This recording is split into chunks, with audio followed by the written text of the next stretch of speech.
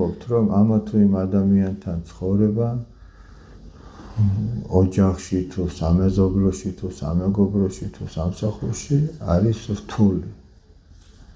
და ჭირს და ვერ უძლებ და ასე შემდეგ. მაგრამ აქ გვეუბნება, რომ ერთმანეთის სიმძიმე იტვირთეთ. და ესრეთ აღასრულეთ ჯულიგი ქრისტეს.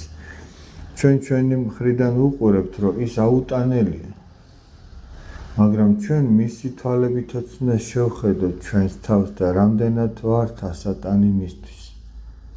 ანუ რაღაცა თვისებები არის, რაც მას აქვს ისეთი ჩვენ რომ არ მოგწონს და ამის გამო გვიმძიმს მასთან ყოფნა, მაგრამ აუცილებლად რაღაც არის ჩვენშიც ისეთი, რის გამოც მასაც უჭირს ჩვენთან ერთად ყოფნა.